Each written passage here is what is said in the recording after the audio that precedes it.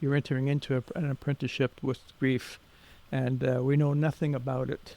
We don't talk about it in our society. Um, the bottom drops out. It's like you fall and you keep falling and you keep falling, and we associate that feeling is always going to be there, and it's not. It's an ongoing process. There's nothing to be healed. You are not broken if you're grieving deeply. It's part of the human experience. Welcome to the Don't Feed the Fear podcast, where we dive into the complex world of food allergy anxiety. I'm your host, Dr. Amanda Whitehouse, food allergy anxiety psychologist and food allergy mom. Whether you're dealing with allergies yourself or supporting someone who is, join us for an empathetic and informative journey toward food allergy calm and confidence. Welcome to the spring season of the Don't Feed the Fear podcast. It's spring here in Buffalo, but spring in Buffalo means that it has snowed 3 times in the last week. Today's episode is beginning the spring season in true Buffalo style by backtracking a little bit into the winter season. I've asked my friend John Moir to join us. Originally, I had a conversation with him in mind for the winter season, which focused on our support systems.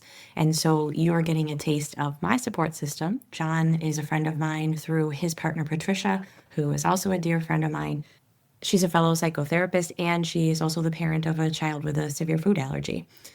I wanted to have John come on to talk with us about the part of the support system that we don't get to choose. When there's an emergency requiring a 911 call, whoever shows up at our door is who we get.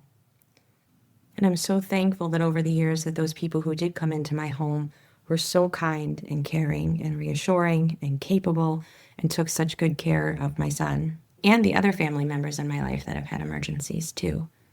I thought it would be so helpful for you as listeners to get a peek into the mindset and the perspective of the people who do come into our homes and into our lives in times of emergency to help us. And the way that John always talks about it with so much compassion and respect for his patients has always felt really healing to me in terms of seeing my own experiences through his lens. So I wanted to share that with all of you. But of course, we can't stop there. John Moir's experiences in his career as a paramedic led him in his retirement to continue exploring the lessons of grief, loss, healing, and personal growth that affected him throughout his own life and through his profession. So he created his podcast to bring grief literacy out into the open and into our discussions. John and Patricia do grief work now together. They hold grief circles and workshops.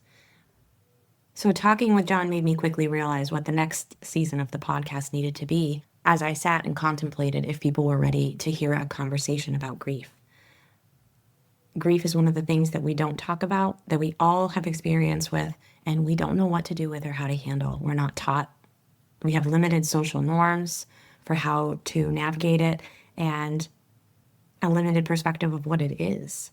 And I think as individuals with food allergies or parents raising children with food allergies, we often have a lot of unacknowledged grief. So welcome to the beginning of a season where we are going to talk about the things that nobody wants to talk about. And if this season is not for you, I take no offense. I'm amazed at how quickly the show has grown, and I am absolutely prepared for my downloads to drop as I publish this episode because I recognize that some people are just not in a place emotionally to have these discussions. Everyone's window of tolerance for talking about emotionally distressing things is different, and I have respect for you in deciding where you're at in your life and whether this is content that's right for you. But if you do proceed with listening, know that there may be parts of the episode that would be triggering. We're going to talk about medical emergencies. We're going to talk about death. We're going to talk about grief and loss. So if that is for you, I'm very excited for you to join me in talking to my good friend, John Moir. John, thank you so much for being on Don't Feed the Fear. John is the one who got me podcasting, and the reason that I'm here because he has his own podcast and shared all of his resources and platforms with me to make it easy for me to get started. So thank you for that, and thank you for coming here on the show. Well, thank you for inviting me. As I said to you when you first gave me the invitation, I was pretty excited. You're one of our favorite people. And it's actually the first time I've been on someone else's podcast other than mine. My podcast is the Urban Grief Shamans, and my things talking about grief and shamanism and how the two come together for healing. It's not so much different than, in a sense, from what I understand with the kind of work that you're doing. Mine might have just a bit more of a spiritual context to it, but it's still the grief that comes along sometimes when we're so worried. I would think about our children and the pressures to be a good mother or a good father, but somehow I think it's the mothers who carry the burden of that.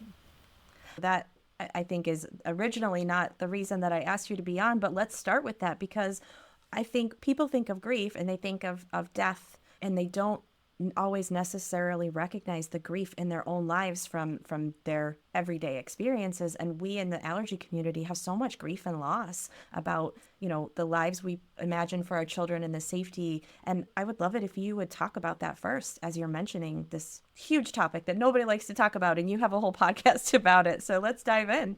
Well, yeah, I always have to mention Francis Weller, who is a big mentor for myself and my partner. And he wrote this lovely book. It's called The Wild Edge of Sorrow. And in that, he uses this beautiful, soulful language, and it's very non-clinical. And I think for me, it really touched my heart. And it gave me the idea that when I grow up, I want to be like Francis Weller, to be of service in that way, because I was coming to the end of my career as a paramedic, and retirement was coming. And it was a way to kind of jump back in of being of service to others. And so one of the very first things that Weller talks about is everything that we love, we lose. Sometimes it's the really big loss of personal relationship, the loss of our own health, and as you mentioned, the loss of our children's health, or the difficulties that we see our children going through, that we can't provide the kind of lifestyle or just the life that we experience as our own childhood, as we went through those things. I think it does affect people so differently in such different ways and on all aspects. And that's part of the loss, right? Like you said, my childhood was like this. I imagined you doing this or going here. Yeah. And so there is, such a variation. It can affect any aspect and all aspects of our lives, really. Yeah. And I would think that perhaps, a big one I'm just thinking of now is that just the loss of security. Can you leave your child alone for a period of time, or just those kind of concerns? My kids would go out the door, and I would never, that wouldn't be a thought at all. What's going to happen in the lunchroom or in the classroom, or some kid going to try and play a joke and hand something stupid to your child because they know that that might be funny in some way, but it of course isn't. Right. Yeah, that sense of safety, and that sense of control and protection, which obviously none of us have, but some of us have the benefit of the illusion of control until something like this takes it away from us. Yeah, you're so right. One thing I thought I would mention, the way that I know John is through my dear friend Patricia, who is a psychotherapist friend, which is how I initially know her, and she does this grief work with you now. And so you and she and I, and what I'm learning from you about grief and what's becoming so pronounced to me, even though I knew it from my training, is how we tend to want to avoid, we tend to want to not discuss and not see it, and how much healing there is in acknowledging it and exploring it and honoring it. And what I've learned from the two of you about such a beautiful way of doing that is such a mindset shift, because as a therapist, I want to make people feel better. I want to say, here are some skills. You haven't lost your child's health, right? This is just a aspect of their medical needs, but it's not lost. But really, there's so much power and healing available in embracing the grief. And I would love it if you could share much more eloquently than I can about that and why it's valuable. What I've come to learn about grief is that it's probably the quintessential emotion that we as people, as humans, one, we have to go through it. It's in our DNA to grieve. It's like that grinding stone. You have that beautiful rock, and then it gets turned into a diamond, and it sparkles. And that's what grief does to us. When we get hit with that first change, that loss, and I'm thinking, like the really big ones, whatever it may be a loss of a pet, or certainly a partner, your house, Your job, we describe it as an apprenticeship. You're entering into an apprenticeship with grief, and we know nothing about it.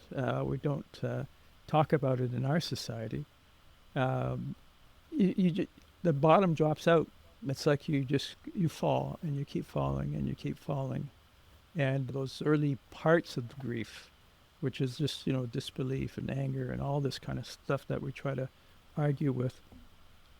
It's the beginning, and and we associate that feeling is always going to be there, and it's not. Everybody's going to grieve differently, so I don't want to put a time on it. There's some people it's very quick, others it's an ongoing process. It's kind of an oxymoron because I always say, oh, come and enjoy my grief healing workshop, but there's nothing to be healed. You are not broken if you're grieving deeply. It's part of the human experience, and you'll go through it more than once. When you had a few big griefs of when you could have lost your life, or through illnesses or accidents, or even having somebody close to you that recuperated, the experience is that you realize what you do have is much more important. I'm not talking about material things, the fact that you're still here on this planet, you've gotten through this. And what grief does for us, that honing process, it allows us to embrace compassion much more. We become greater compassionate beings. We love more deeply. We start to have a certain grace.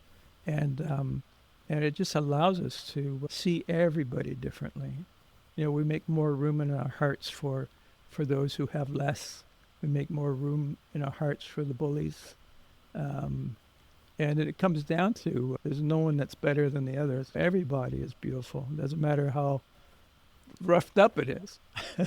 There's still great beauty to be seen there. And certainly within our children who may not be so well or not be seen as being perfect in the eyes of relatives or other people, they're all stunning, beautiful beings. But it's that journey through grief that makes a difference. And what I found for myself is that you get to the big part, you get through that the darkness that Weller talks about. And that's what people are always afraid of, that I'm never going to come out of it. Or they think that, well, if I don't hang on to that, then I don't have any connection to the one that I loved. And it's such a falsehood. I like to say it becomes this wonderful melancholy. Every once in a while it comes up, this longing, and then it just flitters away until the next time it kind of comes up. What it did for me, I can look at my partner when we're shopping, and I can see her just doing something simple as just picking up a head of lettuce or something. But there'd be this longing that's created. She's not ill. It's part of the process of loving. But there's that longing knowing that our relationship is not going to be forever. It could go in a heartbeat. In 5 minutes from now, other times it might be years. But eventually we will lose all that we love. But I'm thankful for that longing. Well, I'm thankful for that description because we carry so much of it. Even though we've talked about this before, and Patricia and I have talked about it, I never conceptualized that experience, my allergy mom experience, in terms of, I knew there was grief, but the way that hones me, right? Like you said, that honing process, and every time it resurfaces when something scary happens, or I have that rejuvenation of the grief feeling, it also is followed by exactly what you said, this reconnection to my child, this rejuvenation, this emphasis on being able to see their wholeness, being able to see his perfection in just the way that he exists, and cherishing that so much than I might have the day before when I was complacent before something, scary happened and stirred up the grief inside of me. So thank you for that personally, because that's a new way for me to be able to articulate it that I didn't have before this. Yeah, you must see the courage that these children possess. I can't imagine that you're going out the door with not much armor on. I say that all the time. Allergy kids are the bravest people that I know. And I don't think I give myself enough credit, even though I can see it in the other parents, that so are we, because there's our heart walking around in the world outside of our bodies. So you're right. We tend to not give ourselves enough credit. And one version of that, I think, is people who might be listening to this and saying, well, sure, there's grief when there's a death, right? Or anticipating the loss of a person. But I think some of us would minimize and say, you know, it can't be grief over something this small. That's not a death. But it can. I know that it can. And I wonder what you would say to those people who would kind of get into that comparative space of like, well, nobody died, so it's not grief that I'm experiencing. Mm-hmm. Well, look around you when you're in a shopping mall and you just see people shopping, the ones who have to keep buying things.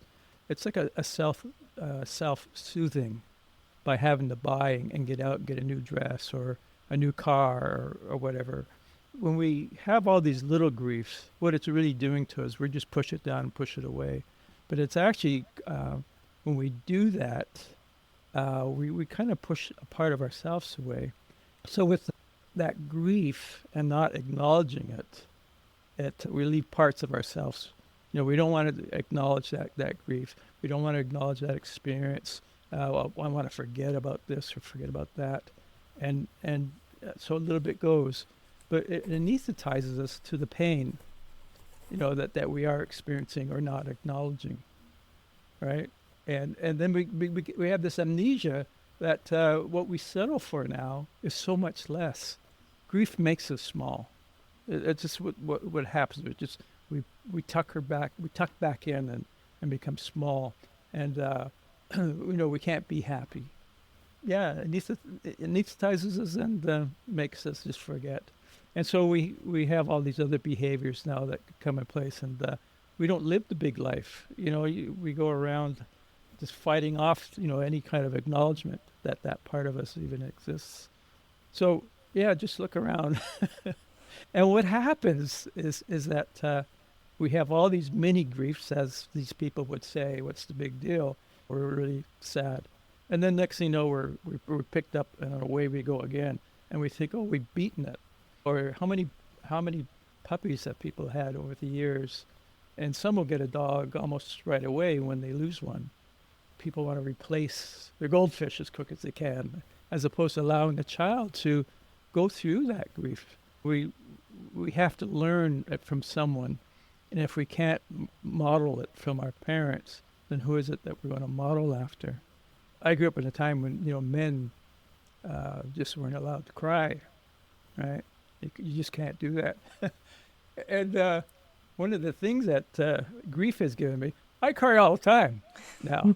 And if I see any kind of a film or TV thing that has, you know, where there's a breakup with a relationship between a parent and a child, that gets me. That gets me. You get those big lumps, but I'm not afraid of those lumps anymore. I'm not afraid to cry in public, and our kids can see that, and I'm certainly been teaching my kids more how to do that. Will you talk about how you do that? What do we as parents actually do that you can describe to people, an action they can take to change that and to teach that to our kids? They just have to model it. When something bad happens, we think that we're protecting our children by not talking about it or talking about their feelings. They all have their own, but they want to know what are your feelings truly. And if we can't be honest with our kids about, I'm really upset, and see me cry, you know, that the men don't cry, you know, that's not right. You know, it's teaching that one, their daughter, perhaps, that this is what she's going to have to enforce in her kids, you know. And then for the son, he just learned from the father that you don't do that, you know, or I'm going to be seen as not being a man, you know. As well, try to model after our mothers and fathers. Right. And then, as you said, then these parts of ourselves get cut off and suppressed and disconnected from the piece of us that's around and functioning in the world. Me as a psychotherapist, we call it IFS, internal family systems. And we also talk about parts and how we need to reintegrate. We have to have all of the parts of us be heard and acknowledged and have their needs met. And if we're not listening to what they are, as you said, these parts of us get disconnected and we become smaller and smaller. And what's left is only the parts who are trying to keep the other parts from crying in front of people or from feeling sad. And we become those protective and defensive actions instead of our full, whole, complete selves. You're kind of touching on what I would call like those parts of ourselves that are shame. Shame would be the number two kind of main vector, the way grief comes to us. I think that it's almost impossible to get out of childhood not being stained in some way by a sense of shame. And it might be something that your parents said, or you thought you heard it and misinterpreted it in your own way, and that you felt guilty. You felt like, oh, I'm not a good boy. If I do something like this, then they're not going to love me anymore. And then there goes the trust, and I must be a terrible person. We carry this shame, and so we bury it. But we bury it so deeply that we don't want to talk about it. We don't want people to know that part about ourselves. And so as the shame goes, it takes our life essence with it. And even in EMS, you would see the stuff that we're not supposed to see. You're leaving a piece of yourself somewhere in an outpost. It steals our essence, our life essence. And then we want to start controlling things. We want to start controlling every aspect of what we do as people and how we love, and certainly we become less vulnerable because we don't trust, I think, and we don't even like ourselves, right?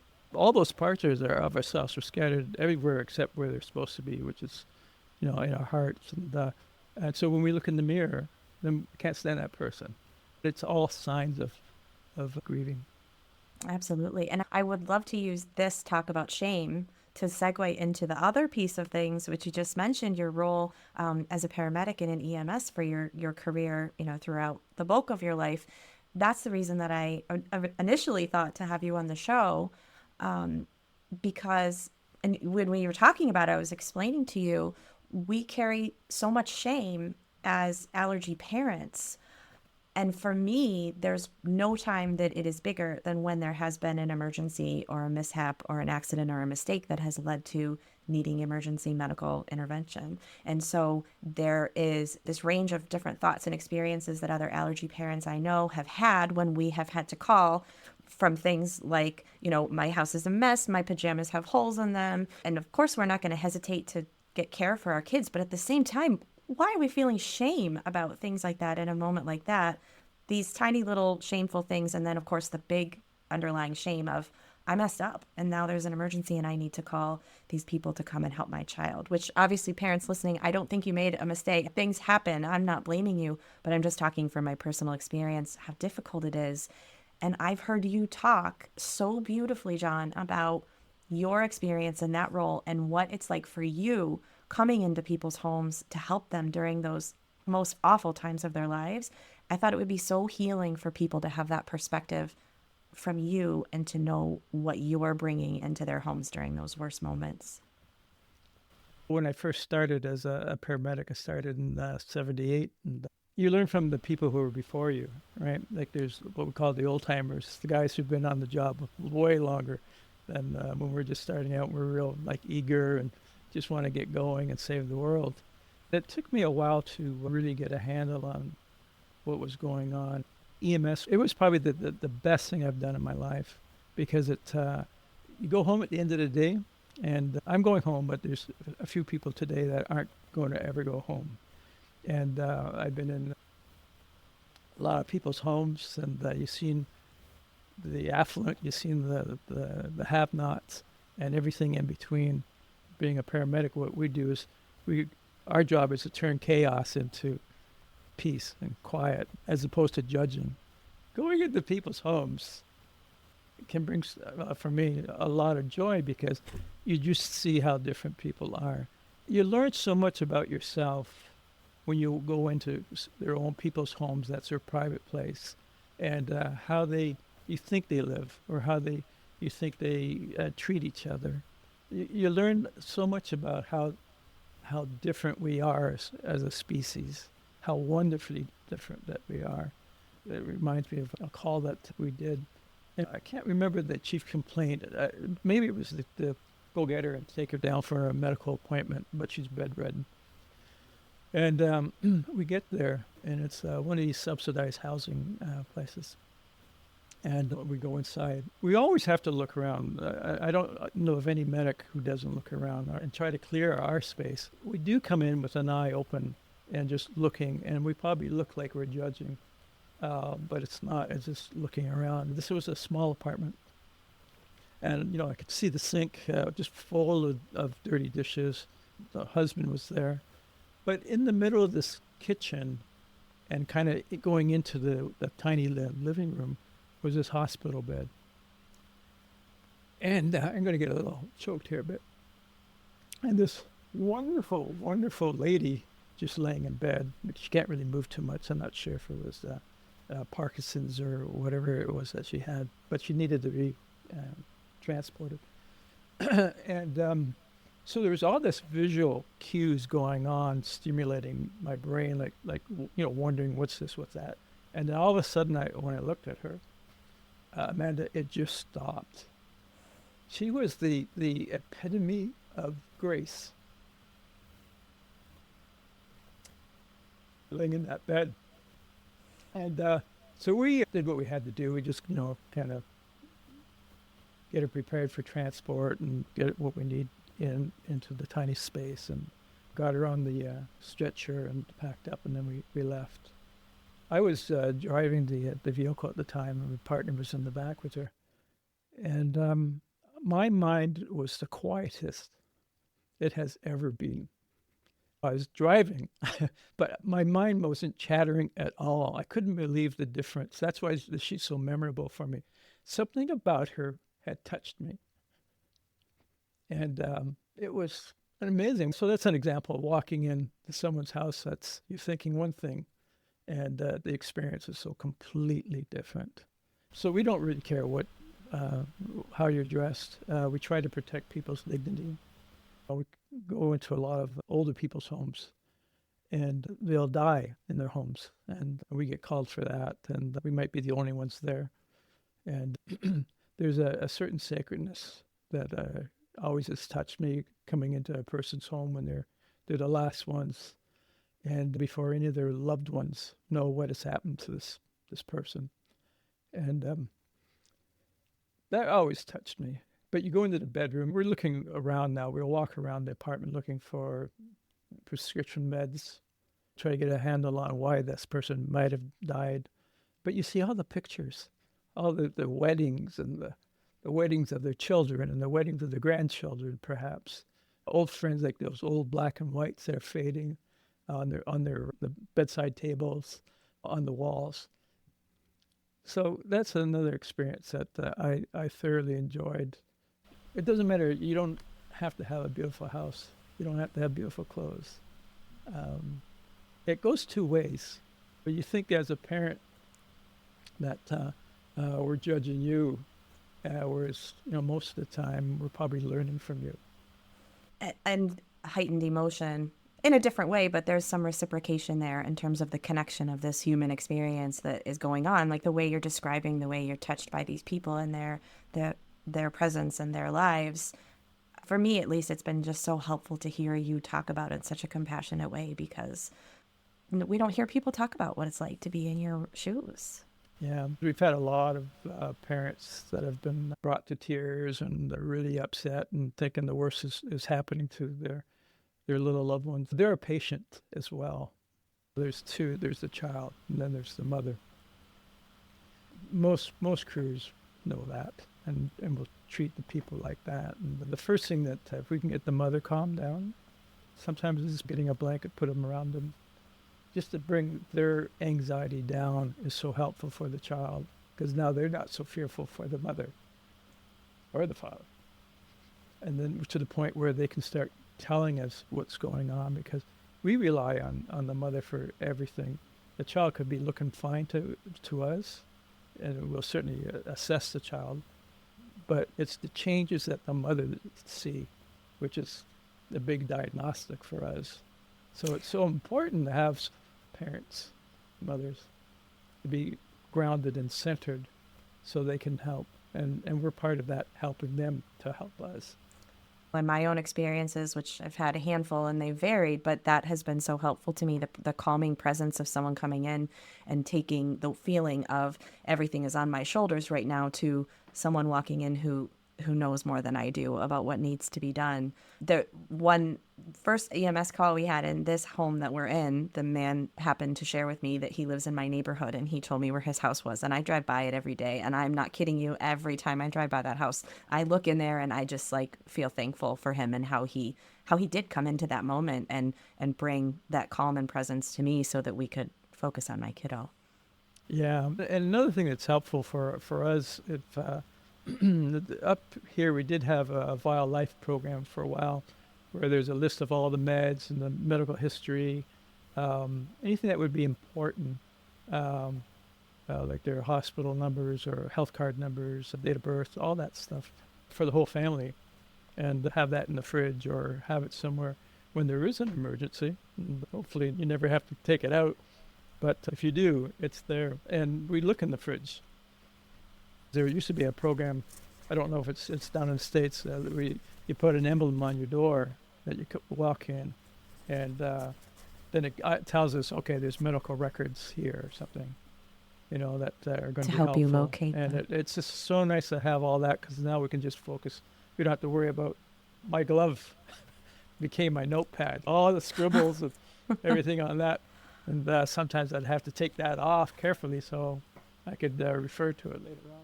And what was that called in Canada? You said Viola? I don't know anything about Vial Life. Yeah. Got it. Basically, it was just a form that was rolled up and put in a prescription container. And then it was just attached inside the fridge. That makes so much sense, and I don't know of anything like that, but I'm going to do a little digging around. What else do you, with allergy calls specifically, is there anything else that you want parents to know that you wish we would do or that would be more helpful or not do? Yeah, gaining access to your home is a big one. I know that sometimes it can be just horrifying if it's like a true anaphylactic reaction. The child's having a real big difficulty. And so having the door unlocked, having it perhaps even cracked open, if it's all the snow that we have, I don't know how many times we couldn't get to the house because they just haven't cleared the sidewalks in days. Or even that's one of my biggest anxieties. We live in Buffalo, and you know how our weather is here too. And when there is a snowstorm, everyone else is like, yay, we don't have to dig out, everything's canceled. I need a path to that road before I can sleep because of that exact reason. Yeah, that's always a big help. We always look for health cards if they have them. If not, we don't worry about it because the hospital can get that later. And most likely that a child's going to be known at the local hospital anyways. Tell me if this is a bad idea. I keep all those things, like a copy of his insurance card and all of the information right in the pouch with his epi. And I've handed them, right when they come in the door, I've just handed that to them along with the used epinephrine. And is that helpful, or am I getting in the way? Okay. No, that's if it was only done like that all the time. And certainly a spent cartridge just goes along with the child. It's just a way of documenting the meds that were given, so to speak. I've taken it to the hospital in the ambulance with us and asked, and nobody ever wanted it from me. I'm like, okay, but I read everywhere to take it with us. So, well, it's important, especially if the child is still having a ton of dyspnea, and the short of breath. Was anything given, and what time was it given? Those are all factors that are just give us a bit of an idea. Is the child stabilizing? Or is the child still getting worse, even having a load of epinephrine on board? I think it's helpful, maybe someone who's never called, to be told, here's what might happen if you call. I think for someone who doesn't know what to expect, it might be less anxiety provoking if you were to describe what might we do to help at the house and on the way. There's a couple of perspectives, and I'll just describe a typical scene. We show up, and it's the dilemma for the paramedics is that it's so often that there be a loved one who's just frantic, and when we look at the patient, they may not look as if they're under that much distress. So we have to try to get a handle on the situation and decide what we want to do and where we're going to go. We always look at the parents as the advocate for the child. And that's what I said, I think, earlier, that they're our first line of communication and trying to understand what's going on. And regardless of the condition of the emotional state of the mother, what her story is takes precedent. Like, we have to pay a lot of attention to that. We don't know the child. But there's sometimes, though, it's when we're trying to settle things down, that really upsets the parent, because they think that we are not paying enough attention or we're not moving fast enough. And the one thing that we won't do is run. That was, in fact, my first teaching, brand new on the trucks. I finally got that first call, and went over and threw the station doors up, and I thought they were going to come off the track. And the guy was really good. We got in there, and he says, we never run. If you fall and hurt and trip and blah, blah, blah, then you're no good. So we all got to, just be safe ourselves to begin with. But in the home situation, sometimes that just parents want you to move faster. And there's so much more that's going through our minds. It's not that we're not have that sense of urgency. By all of that, it says there's something going on. But we just can't take on the same energy that the parents have. We have to bring some calmness, and we take a look at the child, and then we take a look at the parent. Who needs the care most right now? And it might just be the mother who really needs support and talking, quietly with, and why. We need you to be able to tell us what's going on here. Mm-hmm. Can you have that moment of quiet and just focus, and then tell us your story? So the other thing that, it's always good is explaining to them what we're going to do, what things that we need to do. Make sure you bring your purse, any ID, all that kind of stuff. Mm-hmm. And then who's going to look after the other children in the house? They have to bring them all in the back of the ambulance. So you have to get a neighbor, to come over and sit with the children while we take you and your child to the hospital. But usually the scenario really is that there is cooperation, and nothing wants the best for both people than the paramedics, that's for sure. What's your advice to us in that situation, how to prepare for that so that we can do that if the time comes? Because obviously you've had a lot of practice learning to stay calm and grounded in emergency situations, but it's hard. Well, they even teach us, to, when the big calls come, is to just slow your breathing down, long breaths in, long breaths out, and just try to relax, get the shoulders down. And it makes big difference. In fact, when I drive a car now, I still do this long, slow breathing when I'm driving. It's just, when traffic gets a little hyped up, I just do that slow breathing, and it's just like you're so chilled. But I suppose you also have years of experience. But they teach that to us as well, like as part of our CME, continuing medical education. And lots of times when it's we call it a code 4 call, where the lights and sirens are necessary to get traffic moving. And but people are on their cell phones. I don't know how many times I've seen people driving through the intersection just as we're coming up to it, and completely still don't recognize that we're there. They're so lost in their phone call. And so they talk about, don't use your handheld devices. It's true. There's been so many times I've seen that. Or texting. And we followed one guy who was just waving back and forth, and we thought he was driving under the influence. Mm-hmm. And so we called for police to come meet us. He just happened to pull into a gas station. The police officer pulled in, we pulled in, and he said, "No, I was just texting." And so, but we thought he was completely under the influence. Another time, same thing. This car was going back and forth, and I think that we knew it was a woman, and maybe there was a child in there. But it was just, so we put our lights on. We went up, and I explained to myself, we're not police. It's not a criminal stop. It's just that we saw that you're weaving back and forth, and I was concerned that it was a medical emergency. And all it was that the child was misbehaving and wasn't strapped into a seat. We paramedics really do care deeply for your children.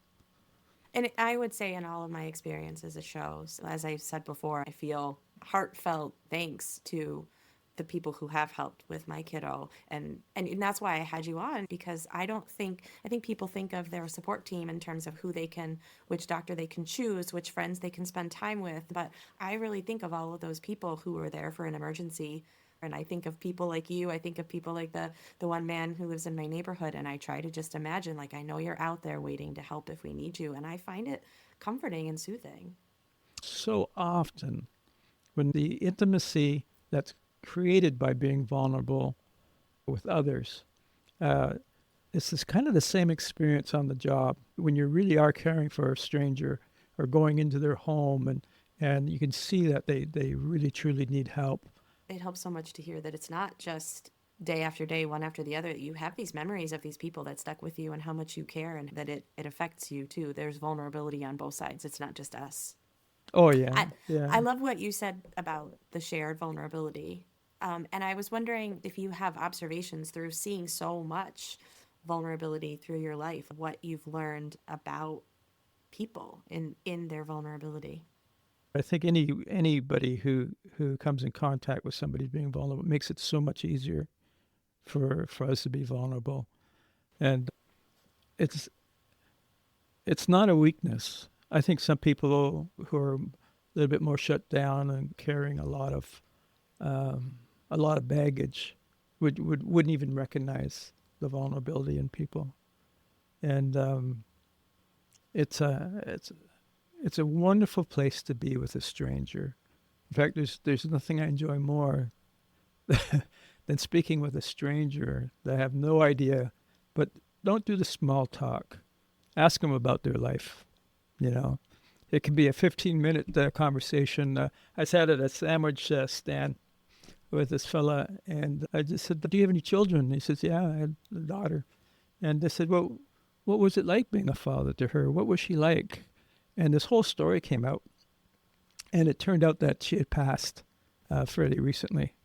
But the honesty of the questions and the curiosity about this man, his life, and then his daughter, he shared so much about her. And when he left, he was just hardly touching the ground. Being vulnerable is a great asset, and bringing it back to grief, it really only comes from people who had some experience in their lifetime, or who have had the parents or relatives or people around them who modeled what it is to work with one's grief. And I think it just allows you to slide into that place of vulnerability so easy. What would you say about the ways that you see that grief showing up for people after this type of an experience, like after a medical emergency? And I know you're not always with your patients, obviously, after they're well again and the grief hits, but do you have any insight on that, what it might look like when it arrives? Yeah. Actually, I did a call. It was for a lady who was feeling anxious. So when we got there, this lady brought us into her home, and she said, "It's not for me, it's my sister." And I could see that there was a hospital bed at the end of the living room. It was empty. And then her sister came out, and her sister was palliative, and they knew her time was coming. But right now, the sister, our patient, was saying, "I just don't feel myself. I'm just feeling a little bit anxious." So we tried some exercises, like breathing, just to see if that would help. And because she really didn't look serious at all, we talked a little bit, got some history, and said, "Okay, well, let's take you up and get you looked at anyways." And so she started to look, all of a sudden became weaker, and no real complaint, but then we needed to get her out from the house. And on the way out to the ambulance, we realized, I think she's just went into cardiac arrest. So we got her in the back. She was a little bit responsive. I had her sister up front with me, and I told her, I said that we're not sure what's going on, other than I think that you need to prepare yourself for the worst. And I think that that might be her time. And so we got up there, and I think carried out, we started to do CPR. We weren't far from the hospital. And so they brought her, and they just let the sister stay with her sibling. and just let her quietly pass. Um, and it must have been several months after that, we got a call if we could go and meet with this lady, and she wanted to talk to us. And I'd never had a call like that, and so we're taken off the board, and they said, "Yeah, you go and meet with her." So we got there. We could see a pad on the table. And the first thing we thought is that she said, "I just need to know what happened." And we're thinking, is she going to is she going to sue us? Right. Like, what did we do, But what she wanted was that there were many missing pieces of what took place between her and her sister, with us. There's all these blocks that she has no memory whatsoever. And she didn't even know how many people were in the room. So you get this tunnel vision. And she just needed to have the complete experience, so it's clear in her mind. Otherwise, I think that people will start putting in other truths, and it might not be the true story, and it's all something very negative that didn't happen whatsoever. So They have a need to understand what happened. Yeah, and so and that's what happens. Like when we get this tunnel vision, people on the street who witness a crime or something, they'll tell what the person looked like. You're a psychologist, you must be aware of some of those studies, that very seldom do our stories actually match the video camera recordings.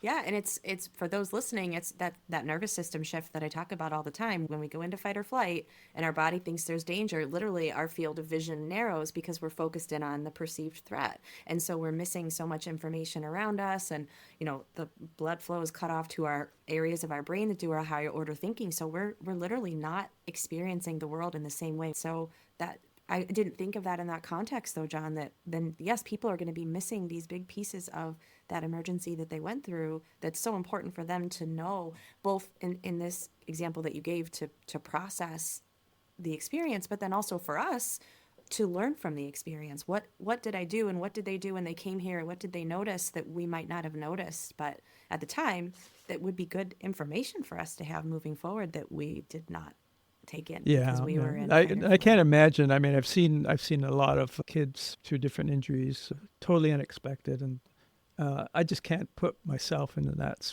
those shoes, and I haven't experienced remotely anything like that with my 3 children, and I've seen it in others, but I just can't imagine what it would be like for your people, who have had really serious bouts of anaphylaxis with their children. Mm-hmm. Yeah, and it's such a tricky thing. You've seen the worst of the worst, and you've seen many people pass away or been with them as they did. And while that is a real risk for us, it is a real possibility that obviously is terrifying. It's so very rare, right? Yes. So it's that contrast of the real threat versus it feeling like that's going to happen every time. And very, very rarely is that actually the case, thanks to allergies being a very treatable condition, unlike a lot of other things. Like in my case, I've had some ambulance calls, but always we gave the epi and then we called the ambulance. Luckily, I'm not tooting my own horn, but I had that education and knowledge. So most of the time, by the time anyone arrived at my house, my kiddo was cracking jokes and okay and stable. Yeah, it's very few and far between that the life-threatening incidents come. Thank you for all of the work that you did for all of the people that you cared for all those years. And how does it feel to know how many lives you impacted and saved doing that for so many years? There's so much in that chain of care, from dispatchers that give out the calls, and maybe some first response crews that get there before we would get there, like fire or police or just a neighbor, and so all of that contributes to a well-being of a person. I have teared up so many times during this conversation with you, and so thank you, because to talk about even other people's experiences and stir up our own experiences is so emotional. So I want to normalize that for listeners if that they're having that experience too. I bet a lot of people will skip this episode, and that's okay, but you're just such the right person to talk to us about this in a productive way, and that it's okay for those feelings to be coming up, right? And that grief to be seen and experienced. Well, thank you for that, and thank you for your thoughts. I don't know if I could do your job. Even in EMS, if it's quiet, it's quiet. You put your feet up, and if you can get an hour of sleep, that's what we're going to do. But you guys just go all day, and day in and day out, you listen to things that people want to have fixed, and all the trauma that comes with it, and how badly they were treated by family members or extended family or abused. And I mean, it just goes on and on. And we get it in bouts, whereas yourself and people like yourself that are there hearing these stories, these long histories, it's hard not to be touched by that. And we always think that PTSD and trauma is by people in the experience, but boy, I can't imagine how affected people like psychologists and psychotherapists are carrying so much, and especially if they have their own trauma, it's always being reminded of what they may have experienced in the past or they thought they had dealt with. Right. So Thank you for saying that because, like me, many other therapists end up specializing in something that hits home for them. So it is difficult. When we're in a good spot, it feels great to help people. And then when we have something tough, it can be tough. So thank you for acknowledging that. But like you're saying, I hope people listening know we care too so deeply. There's a professional relationship, but just like you really care, and we think of people, and we carry that with us as well in the same way that you're describing that you do. Yeah. So bravo. Yeah. Well, thank you. Thank you You're for welcome. saying that, John. Please tell everybody where they can find your podcast, Urban Grief Shamans, and tell them where they can find out about the workshops that you and Patricia do, your grief circles. Yeah, the podcast is urbangriefshamans.com. You can find it on any podcast place like Apple or Spotify or whatever. It talks a lot about grief, and that was the purpose of it. The workshops are not virtual; they're live. And this year, if you're in the New York State, Buffalo area, it's just going to be over in Port Colborne. We do have quite a few Canadian listeners too. Oh, do you? Oh, good. Yeah, it's going to be. It's going to be at Jacob's house. It's a residential, so 3 meals a day. It starts Friday and you finish on Sunday, and it's really amazing. They can find me at soulfulenergymedicine.com. I'll make sure I put that in the notes. Would you leave people with last thoughts on if they didn't realize they were grieving and now they've heard this conversation and they realize they have some grief to You know what? I would process? highly recommend, getting on Amazon, ordering a book from Francis Weller, The Wild Edge of Sorrow. It's an eye-opener, and there's a lot of programs. Like Weller has some video sessions, like pre-recorded material. It's on YouTube. But start educating yourself about it. And I can't think of a better mentor than for everybody to just pick up Weller's book and read it. Yeah, it's the way he speaks is the way he writes, and you'll be amazed at what you'll discover about yourself.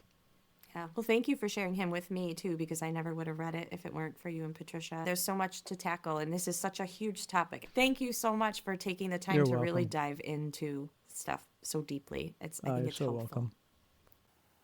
3 action steps are: number 1, go and listen to John's podcast if his voice resonates with you. I know I love listening to his thoughts and his perspectives on things, and I really think that if you enjoyed this episode, that you'll enjoy his podcast too. Again, it's Urban Grief Shamans. It's very easy to find on any podcast platform or at urbangriefshamans.com. Number 2, as John recommended, find Francis Weller's book, The Wild Edge of Sorrow. I will put a link to it in the notes. Number 3, take a moment to think about what John mentioned about what emergency personnel might be looking for in your home in the case of emergency. John mentioned the vial of life, which is a set of paperwork and a vial to contain all your important information, along with a sticker that would be placed at the front door to indicate that you have that. And traditionally, it's placed on the refrigerator for them to find. It's easy to find at vialoflife.com, or think of a place that might make sense to you in terms of where your or your child's epinephrine is stored, and keeping all of that information in the same carrying case so that it would be all in one place and with you in the case of an emergency. for me, knowing that I have all that information gathered in a place that makes sense and is really easily accessible and easy for anyone to find gives me peace of mind. And I think for you it will too. The content of this podcast is for informational and educational purposes only and is not a substitute for professional medical or mental health advice, diagnosis, or treatment. If you have any questions about your own medical experience or mental health needs, please consult a professional. I'm Dr. Amanda Whitehouse. Thanks for joining me. And until we chat again, remember, don't feed fear.